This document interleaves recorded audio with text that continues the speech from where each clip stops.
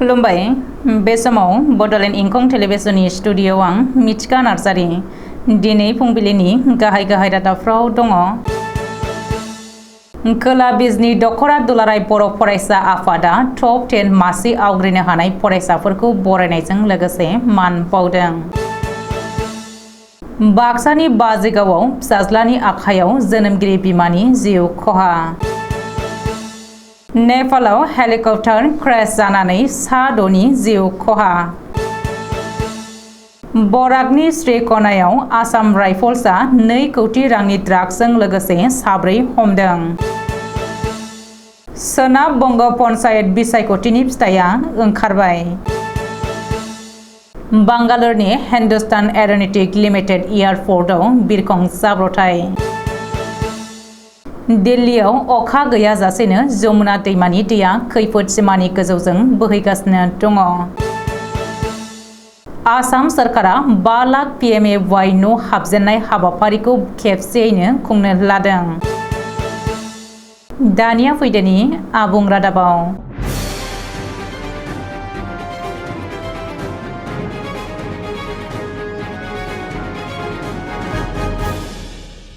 बाक्सा जिल्ला सालबारि महकुमानि बेन्दोङाव थानाय दक्षिण बिजनि आदर्श विद्यापीठ गोजौसिन फरायसालियाव खोला बिजनि दखरा दुलाराय बर' फरायसा आफादनि बानजायनायाव 2023 इं मायथाइनि मेट्रिक आरो HS आनजादाव सेथि थाखोआव उथ्रिसारनाय टप 10 मासि आवग्रिनो हानाय फरायसाफोरखौ बरायनायजों लोगोसे मान बावदों। हाबाफारि बायदियै बड'फानि मुसुखायाव आलारि बाथि फोजोंनाय फोजोंगिरि महरै बाहागो लादों खोला बिजनि दखरा दुलाराय बर' फरायसा आफादनि बोसोनगिरि कृतल रामसियारिया। मेलखौ आफादगिरि महरै मासि लानानै खोला बिजनि दखरा दुलाराय बर' फरायसा आफादनि आफादगिरि जनक स्वर्गियारि सामलायनायाव बरायनाय आरो मान बावनाय हाबाफारिखौ बेखेवनानै होयो बाक्सा जिल्ला एबसुनि सोलोंथाइ नेहाथारि नितुकुमार ब्रह्मआ।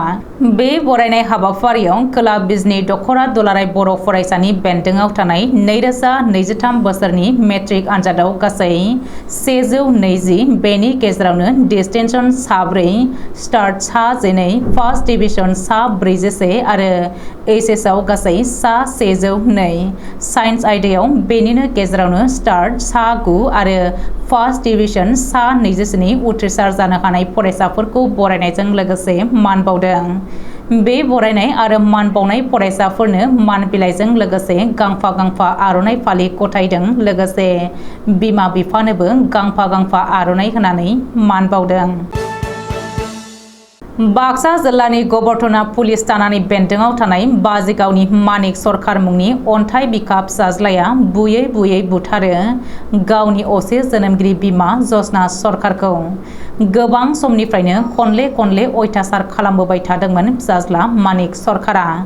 बेबायदिनो मैयाबो अयथासार खालामदोंमोन होननानै अजद दिखांदों जायगानि रायजोफोरा, जायनि जाहोनाव बिमाया जिउ गोमानो गोनां जायो।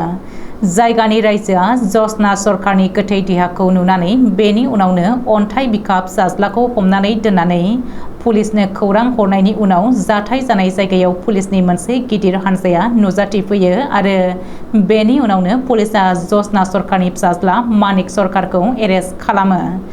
बे जाथाय जानाय जायगायाव सालबारि महकुमानि पुलिस बेंगिरि नीलथपल सयखियाजों लोगोसे गबरथना थानानि OC अभिजित गगैआबो बाहागो लानानै जाथायनि गिबि तदन्त जागायजेनदोंमोन।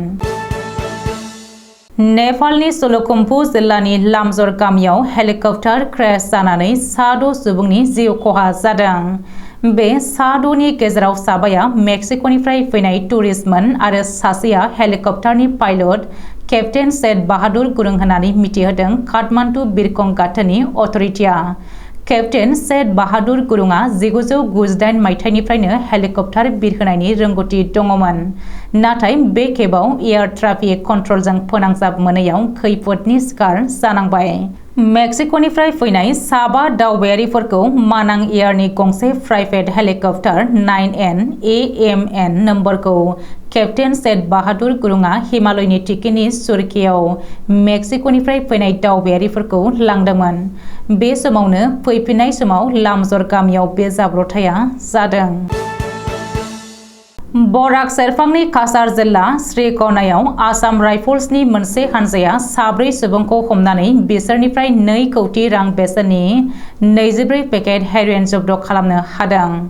आगरतला सेक्टरनि श्रीक'ना आसाम राइफल्स बेटालियननि मावख'गिरिया मिथिहोनाय बायदिब्ला बे हेर'इन ड्राग्स पेकेटखौ मणिपुरनिफ्राय लाबोदोंमोन। आथिखालाव बराक सेरफांनि माखासे ड्राग्स फालांगिरिफोरा मणिपुर आरो मिज'रामनिफ्राय लाबोनानै रायजोआव फानफैगासिनो दङ। बेनिखायनो आसाम राइफल्सनि जवानफोरा ड्राग्स पेडलारनि हेंथायैबो खामानि मावगासिनो दं होननानै फोरमायदों।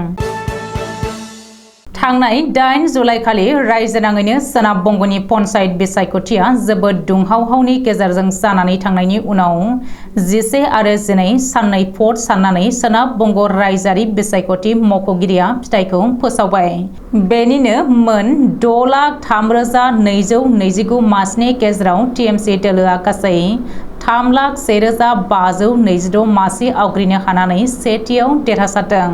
नैथि पजिशनाव बिजेपि दोलो आरो थामथियावसो बावपन्थी दोलोआ जायगा मोनदों।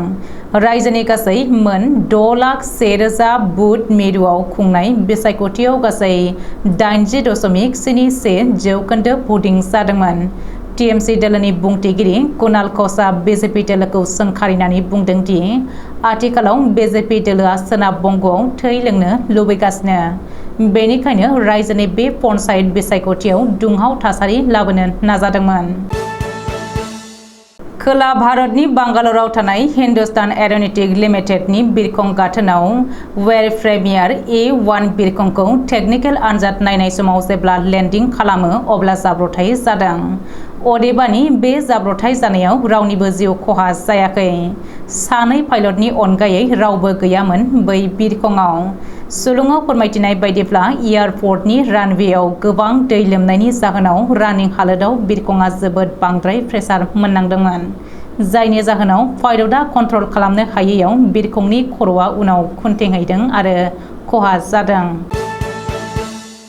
पान्जाब आरो हारियानायाव गोबां अखा हाबाय थानायनि जाहोनाव हादरनि राजथावनि दिल्लीनि जमुना दैमाया आथिखालाव खैफोद सिमानि गोजौजों बोहैगासिनो दङ। जमुना दैमानि बे खैफोद सिमानि गोजौजों बोहैनाय दैखौ नुनानै आथिखालाव दिल्लीनि गिबि मन्थ्रि अरबिन्द केजरीवालआ जिंगा सिदों। सेन्ट्रेल वाटार कमिशना मिथिहोनाय बायदिब्ला आथिखालाव जमुना दैमानि दैया 207.72 मिटार गोथौ जाबाय। बेनिखायनो जमुना दैमानि साखाथि फाखाथि थानाय सुबुंफोरा गावबा गावनि न'खौ गारनानै गोजौ जायगायाव आश्रय लाहैखाबाय होननानै मिथिहोदों। मख'नो गोनांदि थांनाय साननैयाव दिल्लीयाव अखा थोबसेबो हायाखैमोन। नाथाय अब्लाबो जमुना दैमानि दैया खैफोद सिमानि गोजौजों बोहैगासिनो थानायखौ नुनानै गोबाङानो जिंगा सिदों। आसाम सोरखारनि पन्चायत एन्ड रुरेल डेभेलपमेन्ट बिफाना रायजोनि गासै गं 5 लाख गोदानै लुफुंनाय PMAY न'आव हाबजेननायनि हाबाफारिखौ खेबसेयैनो खुंनो लादों। 13 जुलाइ बृहस्पतिबारखालि रायजोनि गुबुन गुबुन जिल्लायाव थानाय ब्लक एबा पन्चायत आरो 20 बेंखनाव लुफुंजानाय गोदान PMAY न'फोरखौ गिबि मन्थ्रि डक्टर हिमन्त बिश्व शर्माया दिसपुरनिफ्राय बेखेवनानै होगोन। बेनि उनाव जायगानि MLA, EM, DC, ADC, SDO, BDO गासैबो गावबा गावनि एरियायाव थांनानै फिथा हास'हैगोन होननानै मिथिहोदों। पन्चायत एन्ड रुरेल डेभेलपमेन्ट बिफाननि मन्थ्रि रन्जित दासआ खौरांगिरिनि सिगाङाव मिथिहोदों दि फैगौ 2024 मायथाइनि सेप्तेम्बर दानाव आद्रा थानाय गं 6.69 लाख PMAY न'खौ लुफुंजोबनाय जागोन।